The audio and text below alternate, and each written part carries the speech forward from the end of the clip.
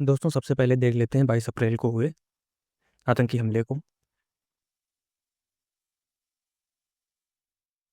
जम्मू कश्मीर के सांतोरसुर में पहलगाम स्थित बैसारन घाटी में 5 आतंकवादियों ने 28 निर्दोष हिंदू पर्यटकों को निशाना बनाया और उन्हें धर्म के आधार पर अलग किया और निहत्थे लोगों पर गोलियां चलाकर उनकी हत्या कर दी।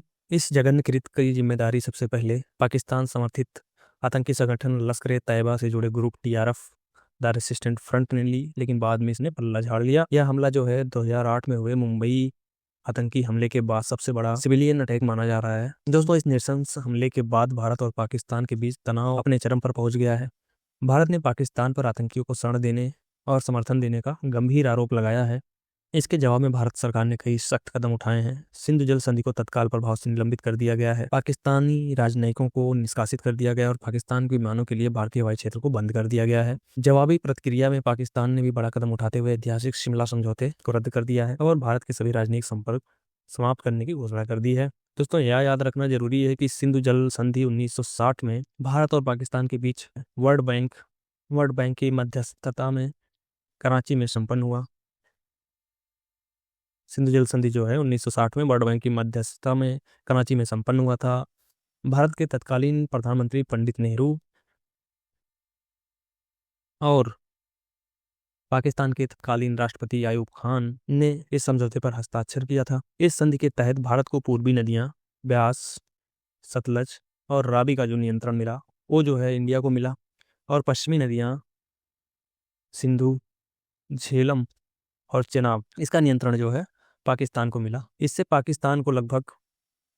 जो पाकिस्तान है उसको लगभग 70% जल का हिस्सा प्राप्त होता था और इंडिया जो है उसको लगभग 30% जल का हिस्सा प्राप्त होता था इस संधि के तहत। वहीं दोस्तों शिमला समझौते की बात करें तो शिमला समझौता 1971 के इंडिया पाकिस्तान युद्ध के बाद हुआ, जिसमें भारत के तरफ से तत्कालीन प्रधानमंत्री इंदिरा गांधी और पाकिस्तान की ओर से जुल्फिकार अली भुट्टो शामिल हुए। इस समझौते के तहत पाकिस्तान के 90,000 से अधिक पाकिस्तानी सैनिकों ने उनके जनरल नियाजी के नेतृत्व में भारतीय सेना के सामने आत्मसमर्पण कर दिया और इसी के बाद जो पूर्वी पाकिस्तान था वह बांग्लादेश के रूप में पाकिस्तान से मुक्त हुआ। बांग्लादेश का निर्माण हुआ 1971 में। दोस्तों यह समझौता इस आधार पर हुआ था कि भारत और पाकिस्तान अपने सभी विवाद विशेषकर कश्मीर मुद्दे को आपसी बातचीत और शांतिपूर्ण तरीकों से हल करेंगे और किसी तीसरे पक्ष की मध्यस्थता को नकारा गया था, लेकिन पाकिस्तान ने इसका कई बार उल्लंघन किया।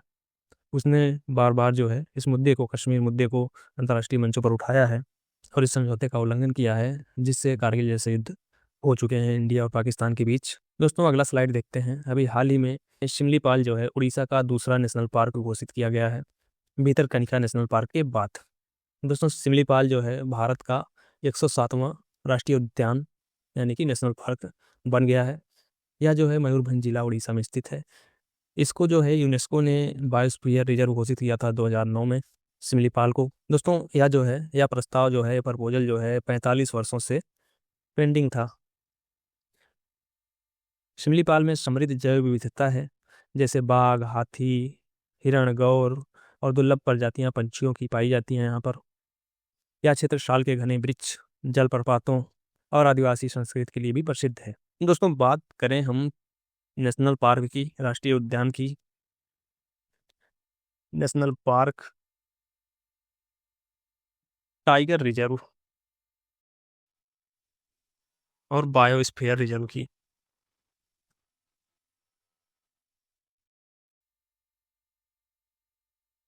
नेशनल पार्क, टाइगर रिजर्व और बायोस्फीयर रिजर्व में क्या डिफरेंस होता है हम इनको जानें तो नेशनल पार्क जो होता है वह वन्यजीवों और उनके पर्यावास के संरक्षण के लिए पूरी तरह संरक्षित क्षेत्र होता है, जहां मानव गतिविधियां निषिद्ध होती हैं, प्रोहिबिटेड होती हैं, जैसे काजीरंगा, कान्हा, शिमलीपाल, ये सारे जो है नेशनल पार्क हैं। दोस्तों टाइगर रिजर्व जो है ये विशेष रूप से बाघों की रक्षा के लिए संरक्षित क्षेत्र होते हैं, जो कोर और बफर जोन में डिवाइड होते हैं। कोर और बफर जोन में डिवाइड होते हैं। यह जो है प्रोजेक्ट टाइगर के तहत 1973 में बनाए गए, जैसे रणथंभौर, सुंदरवन, बांधव घाट, अभी लेटेस्ट बना है माधवगढ़ टाइगर रिजर्व मध्य प्रदेश में टोटल 9 टाइगर रिजर्व है MP में। और बायोस्फीयर रिजर्व जो होते हैं जैवमंडलीय संरक्षित क्षेत्र या मानव, पशु और प्रकृति के सहअस्तित्व को बढ़ावा देने वाले क्षेत्र होते हैं, जिसमें अनुसंधान, संरक्षण और टिकाऊ विकास सभी को शामिल किया जाता है। यह जो है कोर बफर और ट्रांजिशन 3 जोन में डिवाइडेड होता है। 3 क्षेत्र होते हैं इसमें, कोर, बफर और ट्रांजिशन जोन। जैसे आपका नीलगिरी है, पंचमढ़ी और सुंदरबन, ये आपके बायोस्फीयर रिजर्व है। दोस्तों अगला है, दोस्तों 22 अप्रैल को ब्राजीलिया में ग्रामीण ब्रिक्स लेबर मिनिस्टर की बैठक हुई ब्राज़ील प्रेसिडेंसी के अंडर। इस बार जो है 2 थीमें थी और वह एआई और जलवायु परिवर्तन का श्रमिकों पर प्रभाव पर आधारित थी। पहला था artificial intelligence and the future of work. दूसरा जो था the impact of climate change on work and A just transition. इसमें एक स्लोगन दिया गया जो था strengthening the cooperation of the global south for more inclusive and sustainable governance. Bharat की ओर से श्रीमती शोभा करंदलाजे जो हैं, केंद्रीय राज्य मंत्री श्रम रोजगार हैं, इन्होंने भारत का प्रतिनिधित्व किया। शोभा करंदलाजे। ये meeting labour and employment ministers का था। जो 16th ब्रिक्स सम्मेलन था, काजान रूस में हुआ था। काजान रूस में हुआ था 2024 में, अक्टूबर 2024 में। बात करें ब्रिक्स की, तो ब्रिक्स एक अंतर्राष्ट्रीय संगठन है जिसमें मुख्य रूप से 5 उभरती अर्थव्यवस्थाएं शामिल हैं, जो है आपकी ब्राज़ील, रसिया, इंडिया, चाइना और साउथ अफ्रीका। की शुरुआत जो है 2006 में हुई। शुरुआत में सिर्फ ब्रिक के रूप में काम करता था। शुरुआत में जो है सिर्फ ब्रिक था, और 2010 में साउथ अफ्रीका के शामिल होने के बाद इसका नाम जो है पूरा ब्रिक्स हो गया। इसका नाम जो है ब्रिक्स हो गया। ब्रिक्स देशों की संयुक्त जीडीपी दुनिया की कुल जीडीपी का लगभग 30% है। दोस्तों ब्रिक्स ने 2015 में न्यू डेवलपमेंट बैंक एनडीबी की स्थापना की 2015 में, जो विकास परियोजनाओं के लिए ऋण देता है। इसका हेडक्वार्टर जो है संघाई में है। न्यू डेवलपमेंट बैंक का जो हेडक्वार्टर है वो संघाई में है। तो ये सारा रहा आपका ब्रिक्स के बारे में। तो आगे बढ़ते हैं। अगला है आपका पोप फ्रांसिस। पोप फ्रांसिस जो कि जिनकी अभी 21 अप्रैल को डेथ हो गई। इनका पूरा नाम था Jorge Mario Bergoglio. Jorge Mario Bergoglio. इनका जन्म हुआ था ब्यूनस आयर्स अर्जेंटीना में 1936 में। ये पोप चुने गए थे 2013 में, और ये 266वें पोप बने थे। यह पहले लैटिन अमेरिकी पोप बने थे, जो कि जेसुइट समुदाय से आने वाले पोप थे। इनका निधन 21 अप्रैल को हो गया वेटिकन सिटी में 28 वर्ष की आयु में। रोम के संत मेजर बेसिलिका में इनको दफन किया गया है। सफ़ेद संगमरमर की समाधि जिस पर फ्रांसियस लिखा गया है और एक सफ़ेद गुलाब रखा गया सिंपल तरीके से। दोस्तों इनकी कुछ प्रसिद्ध पुस्तकें हैं जिनको जान लेते हैं। The name of God is mercy जो है इनकी ये पुस्तक है। ईश्वर का नाम दया है। Pope Francis life and revolution, ये जो है एलिजाबेटा पी के द्वारा लिखित है इनके ऊपर। The great reformer Francis and the making of a radical pope, Austen Ivereigh द्वारा लिखित। ये कुछ पुस्तकें हैं इनसे संबंधित। पोप क्या होते हैं इसको जान लेते हैं। पोप जो होता है रोमन कैथोलिक चर्च का सर्वोच्च आध्यात्मिक नेता होता है। कैथोलिक चर्च जो है, कैथोलिक चर्च दुनिया का सबसे बड़ा ईसाई संप्रदाय है। इसमें लगभग 1.3 अरब 130 करोड़ अनुयायी हैं। पोप को जो है ईश्वर का प्रतिनिधि यानी कि विकार ऑफ क्राइस्ट कहा जाता है। वेटिकन सिटी का हेड ऑफ स्टेट राष्ट्र अध्यक्ष के रूप में माना जाता है। ये चर्च के कानूनों और परंपराओं में बदलाव करने का अधिकार होता है इनके पास। विभिन्न धर्मों के बीच संवाद और शांति बढ़ाने में ये भूमिका निभाते हैं। दोस्तों इनके चयन प्रक्रिया की बात करें तो इनका चयन कैसे होता है ये इसको जान लेते हैं। पैपल इलेक्शन बोला जाता है, इसको कॉन्क्लेव कहते हैं। पोप का पद जब रिक्त होता है तो या तो पोप का निधन हो जाए या फिर वह स्वेच्छा से इस्तीफा दे दे। तो अभी तक एक बार जो है, जो 16वें पोप थे, इन्होंने इस्तीफा दिया। जो पोप उस पर विराजमान है उनकी डेथ हो जाए तो उसके बाद एक सेड वैकेंटे यानी कि खाली सिंहासन की घोषणा होती है। ये जो है आपका पहला चरण है। फिर दूसरा चरण होता है जिसमें 80 वर्ष से कम आयु वाले जितने भी रहते हैं, 80 वर्ष से कम आयु वाले कैथोलिक चर्च के बड़े अधिकारी, जिनको कार्डिनल बोला जाता है, वो वेटिकन सिटी में एकत्रित होते हैं सब लोग। यह आमतौर से 100 से 140 लोग इस प्रक्रिया में भाग लेते हैं। या जो है सिस्टीन चैपल के विशेष कमरे में लॉक हो जाते हैं। कोई बाहरी संपर्क, फ़ोन या इस तरह की कोई भी चीज़ें नहीं रहती वहाँ पे। फिर दूसरा चरण ये रहता है, और तीसरा चरण जो होता है, तीसरे चरण में वोटिंग होती है। प्रत्येक कार्डिनल गुप्त मतदान करता है। हर मतदान के बाद बैलेट पेपर जलाए जाते हैं। अगर कोई उम्मीदवार 2/3 बहुमत प्राप्त कर लेता है तो वही चुना जाता है। अगर चुनाव नहीं होता तो जो चिमनी है उससे काला धुआं निकलता है। अगर चुनाव सफल हो जाता है तो इसके घर के बाहर एक चिमनी लगी रहती है जिससे सफ़ेद धुआं निकलता रहता है, जिससे दुनिया को संकेत मिल जाता है कि पोप का चुनाव हो चुका है। फिर चौथा चरण जो होता है, इसका इलेक्शन हो जाता है। फिर चौथे चरण में क्या होता है, इसकी घोषणा की जाती है। उसमें से एक वरिष्ठ कार्डिनल जनता के सामने आकर कहता है, हैबेमस पैपम। इसका मतलब होता है हमारे पास पोप है। फिर नया पोप अपना नाम चुनता है और पहली बार जनता के सामने आता है। तो ये सारा रहा पोप के बारे में। पोप का चुनाव कैसे होता है, इनके पावर क्या होते हैं, इनका महत्व क्या होता है, ये सारी चीज़ें। आगे बढ़ते हैं। अगला है लुइस मार्कानी। मार्कानी कौन है? तो मार्कानी अंतर्राष्ट्रीय स्तर पर प्रसिद्ध अर्थशास्त्री हैं। केंद्रीय बैंक प्रमुख, सेंट्रल बैंकर रह चुके हैं। उन्होंने पहले बैंक ऑफ कनाडा और फिर बैंक ऑफ इंग्लैंड के गवर्नर के रूप में काम किया, जिससे उनकी छवि एक ग्लोबल इकोनॉमिक लीडर के रूप में बन गई है। अब वे कनाडा के लिबरल पार्टी के साथ सक्रिय हैं 2021 से, और 2025 के संभावित संघीय चुनाव में उन्हें जस्टिन ट्रूडो के उत्तराधिकारी के रूप में देखा जा रहा है, यानी कि वो कनाडा के नेक्स्ट पीएम होने वाले हैं। हालांकि उन्होंने कोई औपचारिक राजनीतिक पद नहीं लिया है, लेकिन वे जलवायु परिवर्तन, ग्रीन फाइनेंस और सामाजिक समानता जैसे मुद्दों पर जोर दे रहे हैं। ये G7 और G20 जैसे सम्मेलनों में आर्थिक सलाहकार, इकोनॉमिक एडवाइजर की भूमिका निभा चुके हैं। इकोनॉमिक एडवाइजर के रूप में काम कर चुके हैं G7 G20 में। तो G7 का मतलब होता है ग्रुप ऑफ 7। ग्रुप ऑफ 7 ये दुनिया के 7 सबसे विकसित देश जो होते हैं उनका समूह है। ये जो है 1975 में शुरू किया गया था। इसमें America, Britain, France, Germany, Italy, Canada और जापान शामिल हैं। भारत जो है G7 का सदस्य नहीं है, लेकिन समय समय पर अतिथि देश के रूप में बुलाया जाता रहता है। बात करें G20 की, G20 जो है ग्रुप ऑफ 20 है। यह एक बड़ा मंच है जिसमें विकसित और विकासशील दोनों तरह की अर्थव्यवस्थाएं शामिल हैं। इसकी स्थापना 1999 में किया गया। 1999 में एशियाई वित्तीय संकट के बाद किया गया था। भारत, अमेरिका, चीन, ब्राज़ील, सऊदी अरब जैसे देश इसके सदस्य हैं। 2023 में जो है भारत ने पहली बार G20 समिट का 2023 में G20 समिट का अध्यक्षता पहली बार भारत ने किया था। 2023 में G20 समिट हुआ था, वो इंडिया में हुआ था, नई दिल्ली में। इसका जो थीम था वसुधैव कुटुंबकम।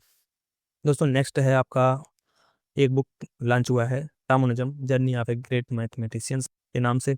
भारत के राष्ट्रीय अभिलेखागार यानी कि नेशनल आर्चिव ऑफ इंडिया ने नई दिल्ली में Ramanujam a journey of a great mathematician नामक पुस्तक का विमोचन किया। इसके जो लेखक हैं वो हैं अरुण सिंघल और डॉक्टर देवेंद्र कुमार शर्मा। यह पुस्तक महान भारतीय गणितज्ञ श्रीनिवास रामानुजम के जीवन और उनके गणितीय योगदान पर विस्तृत विवरण देती है। पुस्तक में दुर्लभ दस्तावेजों और पन्नों का संग्रह भी है जो रामानुजन की सोच और संघर्ष को उजागर करते हैं। पाई की अनंत श्रृंखला आज भी कंप्यूटर एल्गोरिथम में प्रयुक्त की जाती है। इनके द्वारा दी गई मार्क थीटा फंक्शन मॉडलर गणित में क्रांतिकारी अवधारणा है। सर्कल मेथड GH हार्डी के साथ मिलकर इन्होंने विकसित किया। 1910 में रामचंद्र राव से मुलाकात के बाद इनको पहचान मिली। 1911 में शोध पत्रों की शुरुआत हुई। 1914 में कैम्ब्रिज इंग्लैंड में गए और GH हार्डी के साथ मिलकर, GH हार्डी जो कैम्ब्रिज में इनके सीनियर थे, इनके साथ काम किए। 1914 में गए थे कहाँ? Cambridge university, England. 1918 में जो है इन्हें रॉयल सोसाइटी के फेलो बने, जो कि दूसरे भारतीय थे रॉयल सोसाइटी के फेलो बनने वाले। तो 18 में बीमार पड़े और 1920 में इनकी डेथ हो गई 32 वर्ष की एज में। इनके ऊपर एक मूवी बन चुकी है जिसका नाम है Ramanujan the man who new infinity. यह मूवी जो है Ramanujan the man who new infinity, मूल रूप से पुस्तक लेखक रॉबर्ट केनिगल द्वारा लिखी गई है, और इसी पर 2015 में एक मूवी आई थी जिसमें देव पटेल ने काम किया था। देव पटेल ने रामानुजन की भूमिका निभाई थी। तो ये रहा book launch national archive of India द्वारा, Ramanujan journey of a great mathematician नाम से।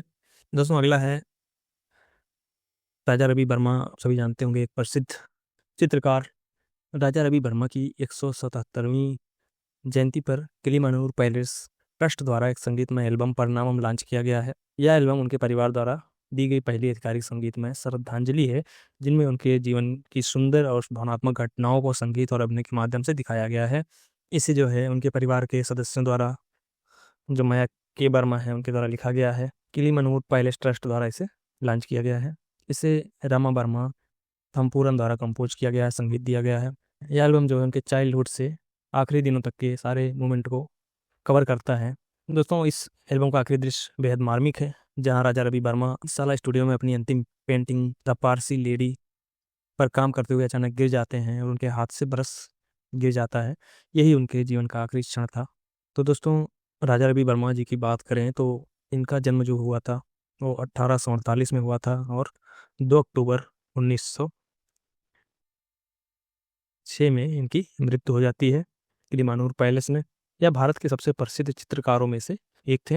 इनकी विशेषता थी कि ये भारतीय पौराणिक कथाओं को पश्चिमी यथार्थवादी शैली में चित्रित करते थे। इनकी जो टेक्निकलिटी थी वो थी ऑयल पेंटिंग और लिथोग्राफी। ये तैलीय चित्र बनाते थे। ऑयल पेंटिंग और लिथोग्राफी, जो पत्थरों पर चित्रण किया जाता है, इनकी शैली थी। इनकी जो प्रसिद्ध कृतियां हैं वो हैं शकुंतला, पत्र लिखते हुए, दमयंती और हंस, हंस और दमयंती, लक्ष्मी और सरस्वती के प्रसिद्ध चित्र जो है इन्होंने उनका चित्रण किया। राजा रवि वर्मा। इनसे क्वेश्चन पूछा जाता है आर्ट एंड कल्चर वाले टॉपिक से। अगला है दोस्तों, भारत ने अब मोबाइल उपभोक्ताओं के लिए डायरेक्ट टू मोबाइल, जिसको बोला जाता है D2M, डायरेक्ट टू मोबाइल तकनीक को अपनाने की दिशा में एक ऐतिहासिक कदम उठा रहा है। इस तकनीक की घोषणा जो है वो बेप्स 2025 समिट, जो कि मुंबई में आयोजित होने वाला 1 से 4 मई के बीच, इसमें जो HMD ग्लोबल है और फ्री स्ट्रीम, IIT कानपुर और तेजस नेटवर्क और सांख्य लैब ये संयुक्त रूप से भागीदारी निभा रहे हैं। HMD लैब जिन्होंने अभी नोकिया को टेक ओवर किया हुआ है, HMD ग्लोबल, बाकी सब IIT कानपुर, तेजस नेटवर्क और सांख्य लैब। जो चिप लगेगा वो सांख्य लैब का रहेगा।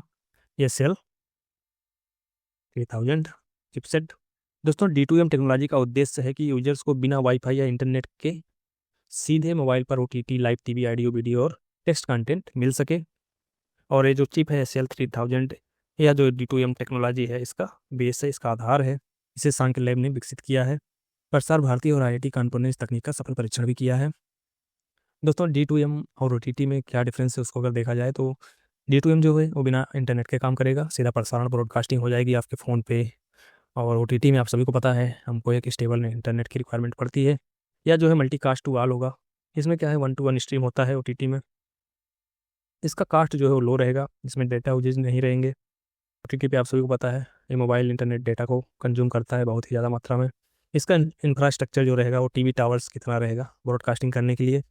जबकि जो OTT है वो आपका डिपेंड रहता है, रिलाइज करता है सर्वर्स पर, इंटरनेट सर्विस प्रोटोकॉल्स पर, ISPs पर। दोस्तों, नेक्स्ट है पॉपुलर न्यूज़, वैभव सूर्यवंशी, जो कि इतिहास के सबसे युवा शतकवीर बने हैं। वैभव सूर्यवंशी राजस्थान रॉयल्स के लिए खेलते हुए 14 साल के वैभव सूर्यवंशी ने IPL इतिहास में नया कीर्तिमान स्थापित किया है। इन्होंने गुजरात टाइटंस के खिलाफ केवल 38 गेंदों पर 101 रन बनाकर न सिर्फ मैच जिताया बल्कि कई रिकॉर्ड भी तोड़ दिए। यह मैच जो हुआ था और सवाई मानसिंह स्टेडियम जयपुर में आयोजित हुआ था। जयपुर में मैच खेला गया था। तो इनका जो रिकॉर्ड रहा, इन्होंने 35 बॉल पे ही 100 रन बना दिया और इनका कुल स्कोर रहा 101 रन 38 गेंदों पर इस मैच में। यह जो है IPL का दूसरा सबसे तेज शतक है। पहला जो सबसे तेज शतक है वो क्रिस गेल के नाम पर है, आज भी 30 गेंदों पर उन्होंने बनाया था। साथ ही भारत की ओर से सबसे तेज IPL सेंचुरी है, जिसमें उन्होंने ऋषभ पठान, जो कि 37 गेंदों पर शतक लगाए थे, उनका रिकॉर्ड तोड़ा है। दोस्तों, आगे हम कुछ देख लेते हैं इंपॉर्टेंट डेज को। इस सेशन के इंपॉर्टेंट डेज को देख लेते हैं। 21 से 30 अप्रैल के बीच जो भी इंपॉर्टेंट डेज हैं उनको हम देख लेते हैं। तो पहला है आपका 21 तारीख को सिविल सर्विसेज डे, लोक सेवा दिवस मनाया जाता है, जिसका कोई ऑफिशियल थीम नहीं है। दूसरा दोस्तों है 22 अप्रैल को विश्व पृथ्वी दिवस मनाया जाता है। इस बार का जो थीम था our planet, our power, our planet था, हमारी शक्ति हमारा ग्रह। यह दिन पर्यावरण संरक्षण, जलवायु परिवर्तन और पृथ्वी को बचाने के लिए वैश्विक जागरूकता को समर्पित है। दोस्तों, 23 अप्रैल को जो है इंग्लिश लैंग्वेज डे मनाया जाता है। यह जो है यूनाइटेड नेशन द्वारा घोषित किया गया है। यह दिन जो है विलियम शेक्सपियर, आप सभी जानते हैं, जो कि इंग्लिश के बहुत ही महान राइटर रह चुके हैं, विलियम शेक्सपियर, उनका डेथ और एनिवर्सरी इसी दिन पड़ती है 23 अप्रैल को। उसके उपलक्ष्य में यूएन द्वारा इंग्लिश लैंग्वेज डे मनाया जाता है। 24 अप्रैल को नेशनल पंचायती राज दिवस मनाया जाता है, राष्ट्रीय पंचायती राज दिवस मनाया जाता है। यह दिन भारत में पंचायती राज व्यवस्था की स्थापना जो है 73वें संविधान संशोधन 1993 में जो हुआ था उसके वर्षगांठ के रूप में मनाया जाता है। दोस्तों अगला है वर्ल्ड मलेरिया डे, विश्व मलेरिया दिवस, जो कि 25 अप्रैल को मनाया जाता है। इस बार का जो थीम था वो था मलेरिया एंड्स विद अस, री इन्वेस्ट, री imagine and re ignite. Malaria हमसे खत्म होगा, फिर से निवेश करें, फिर से कल्पना करें और फिर से सक्रिय हों। इसे जो है वर्ल्ड हेल्थ ऑर्गेनाइजेशन WHO ने घोषित किया था वर्ल्ड मलेरिया डे। अगला है 26 अप्रैल वर्ल्ड इंटेलेक्चुअल प्रॉपर्टी डे, विश्व बौद्धिक संपदा दिवस।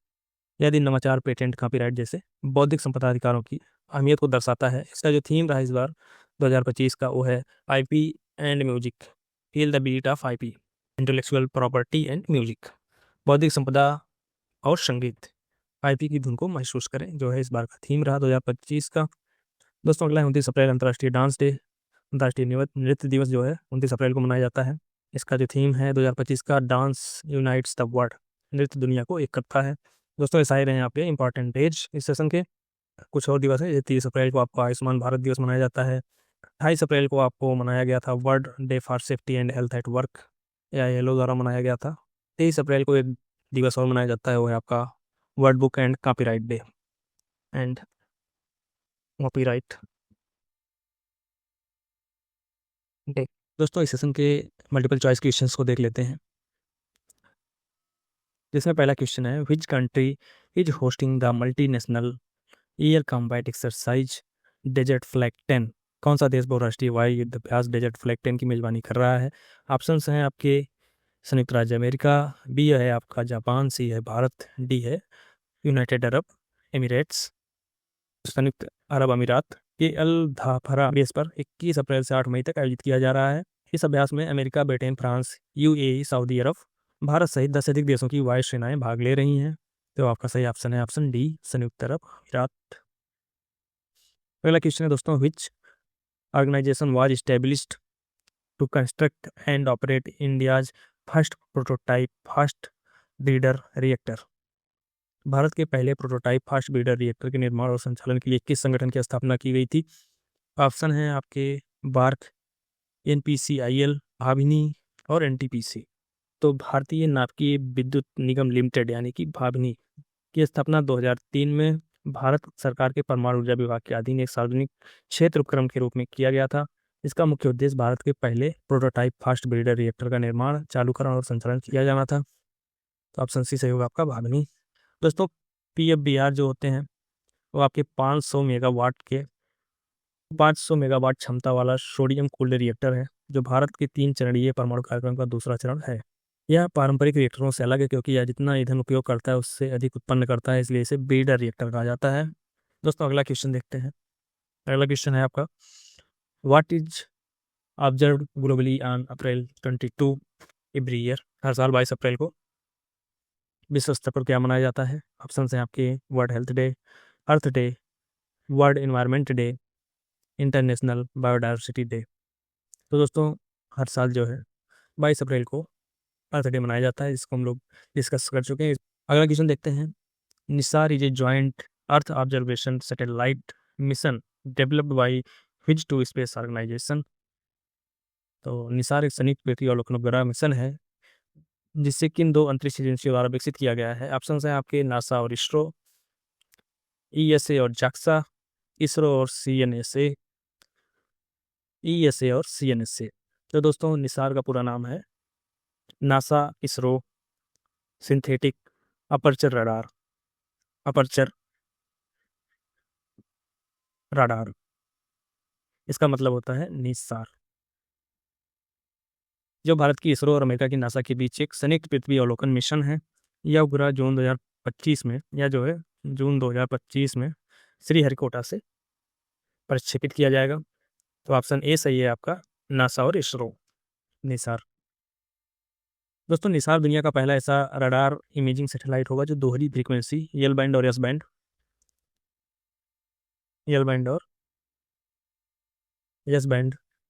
का उपयोग करेगा, जिससे पृथ्वी की सतह में हो रहे बदलावों को महत्वपूर्ण सटीकता के साथ मापा जा सकेगा।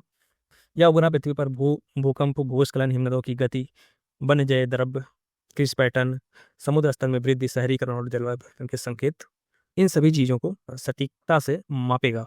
अगला क्वेश्चन देखते हैं।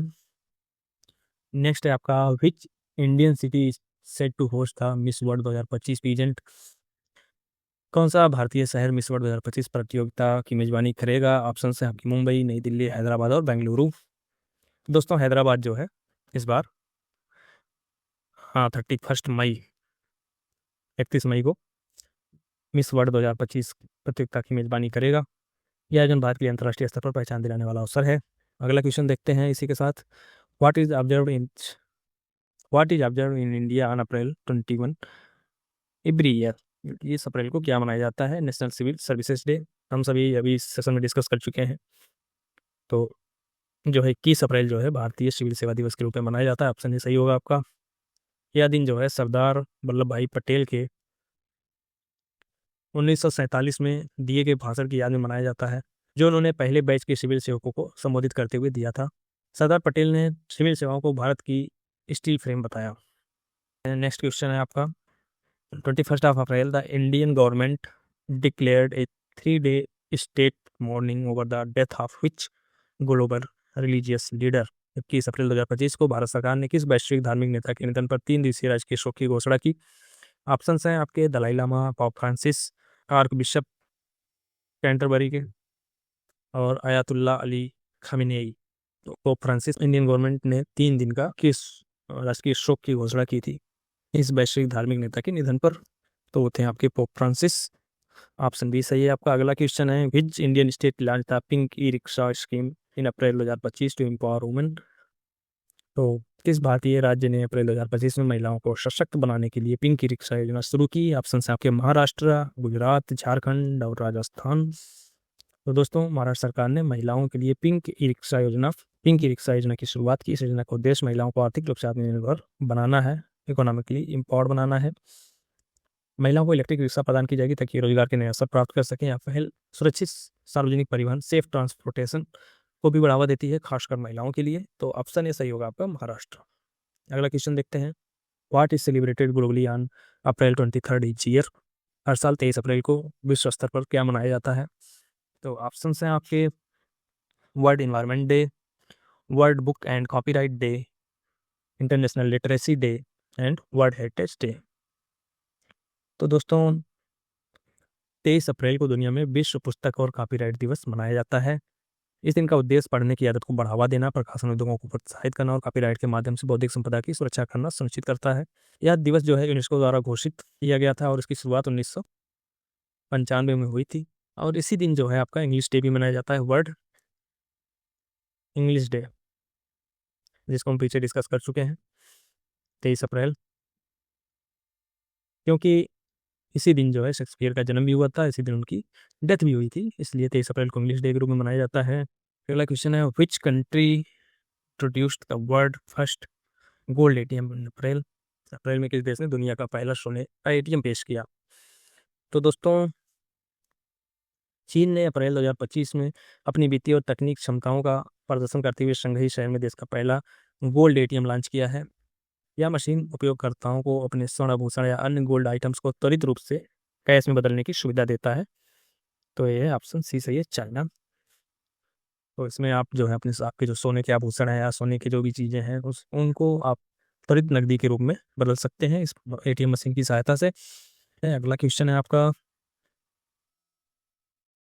What is observe in India on अप्रैल 24? तो दोस्तों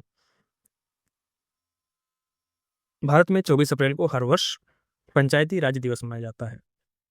ठीक है, 24 अप्रैल को जो है पंचायती राज दिवस मनाया जाता है। यह दिन भारत के ग्रामीण लोकतंत्र और स्थानीय स्वशासन की नींव को सम्मानित करने का प्रतीक है। यह अवसर वर्ष 1992 में पारित 73वें संविधान संशोधन को याद किया जाता है, जो 24 अप्रैल 1993 से प्रभाव में आया था। इस संशोधन के माध्यम से भारत में पंचायती राज संस्थाओं को संवैधानिक दर्जा प्रदान किया गया था। इस अधिनियम से देश के गांव में 3 स्तरीय पंचायती प्रणाली, ग्राम पंचायत, पंचायत समिति और जिला परिषद की स्थापना सुनिश्चित की गई थी और स्थानीय लोगों को अपने ही स्तर पर शासन करने का अधिकार दिया गया था। यह दिन देश के ग्रामीण विकास, लोकतांत्रिक भागीदारी और जमीनी स्तर पर सुशासन, good governance at grass root को प्रोत्साहित करने की दिशा में एक ऐतिहासिक मील का पत्थर माना जाता है? तो ऑप्शन सही होगा आपका B, national panchayati raj day. अगला क्वेश्चन है दोस्तों, which organisation develop the advance light helicopter ALS Dhruv? Advance light helicopter Dhruv का विकास किस संगठन ने किया है? ऑप्शन है आपके इंडिया स्पेस रिसर्च ऑर्गेनाइजेशन यानी कि इसरो, बी है आपका defence research and development organisation DRDO, रक्षा अनुसंधान और विकास संगठन, सी आपका Hindustan aeronautics limited HAL, Hindustan aeronautics limited, Bharat electronics limited BEL। तो दोस्तों एडवांस लाइट हेलीकॉप्टर जो है, जिसे ध्रुव के नाम से जाना जाता है, यह 2 इंजन वाला बहुउद्देशीय मल्टी रोल हेलीकॉप्टर, इसे हिंदुस्तान एरोनॉटिक्स लिमिटेड हाल द्वारा स्वदेशी रूप से विकसित किया जाता है। तो ध्रुव को किसने विकसित किया है? हिंदुस्तान एरोनॉटिक्स लिमिटेड यानी कि HAL ने। दोस्तों अगला क्वेश्चन है आपका, who was appointed as the new chairman of Air India Express in April? तो अप्रैल 2025 में एयर इंडिया एक्सप्रेस के नए अध्यक्ष के रूप में किसे नियुक्त किया गया है? ऑप्शन है आपके कैम्पबेल विल्सन, निपुण अग्रवाल, राजीव बंसल और ऑप्शन डी है विनोद एच माड़ी। दोस्तों निपुण अग्रवाल जो हैं वो वर्तमान में एयर इंडिया के चीफ कमर्शियल ऑफिसर के पद पर कार्यरत हैं, जो अप्रैल 2025 में एयर इंडिया एक्सप्रेस का नया चेयरमैन नियुक्त बनाए गए हैं। तो ऑप्शन है आपका बी, निपुण अग्रवाल। दोस्तों अगला क्वेश्चन है, which Indian state is hosting the global Bharat summit 2025? कौन सा भारतीय राज्य ग्लोबल भारत समिट 2025 की मेजबानी कर रहा है? ऑप्शन ए है आपका तेलंगाना, बी है गुजरात, सी है तमिलनाडु, डी है केरला। तो दोस्तों तेलंगाना जो है, तेलंगाना राज्य अप्रैल 2025 में हैदराबाद इंटरनेशनल कन्वेंशन सेंटर में ग्लोबल भारत समिट 2025 का आयोजन कर रहा है, मेजबानी कर रहा है। दोस्तों इसका जो थीम है वो है डिलीवरिंग ग्लोबल जस्टिस। क्वेश्चन है आपका, who become the first among the Ambani siblings to assume an executive director role at Reliance Industries Limited in April? तो अप्रैल में रिलायंस इंडस्ट्री लिमिटेड के कार्यकारी निदेशक की भूमिका निभाने वाले अंबानी भाई बहनों में से पहले व्यक्ति कौन बने हैं? तो ऑप्शन से आपके आकाश अंबानी, ईशा अंबानी, अनंत अंबानी और मुकेश अंबानी। मुकेश अंबानी तो पहले ही थे। तो अनंत अंबानी जो बने हैं एग्जीक्यूटिव डायरेक्टर का पद संभालने वाले अंबानी परिवार के पहले सदस्य बन गए हैं। ऑप्शन सही है आपका सी। अगला क्वेश्चन देखते हैं, which organisation successfully conducted a short duration hot test of a semi cryogenic engine at IPRC on April 28। तो अप्रैल में IPRC में किस संगठन ने एक अर्ध क्रायोजेनिक इंजन का अल्पकालिक हॉट टेस्ट सफलतापूर्वक किया है? तो भारतीय अंतरिक्ष अनुसंधान संगठन यानी कि इसरो। अगला क्वेश्चन देखते हैं, what global observance is held on April 28 each year to promote safe and healthy workplace? तो हर साल 28 अप्रैल को सुरक्षित और स्वस्थ कार्यस्थलों को बढ़ावा देने के लिए कौन सा वैश्विक दिवस मनाया जाता है? ऑप्शन है आपके world health day, world safety day, world day for safety and health at work, और डी है आपका इंटरनेशनल वर्कर्स डे। दोस्तों 28 अप्रैल को हर वर्ष विश्व स्तर पर कार्यस्थल पर सुरक्षा और स्वास्थ्य के लिए विश्व दिवस मनाया जाता है। इस दिवस का उद्देश्य कामकाजी स्थानों पर होने वाली दुर्घटनाओं और बीमारियों की रोकथाम को बढ़ावा देना है। इस दिवस की शुरुआत जो है अंतर्राष्ट्रीय लेबर ऑर्गेनाइजेशन ILO ने की थी। तो world day for safety and health at work, option C सही होगा आपका। इसी के साथ हम इस सेशन को एंड करते हैं।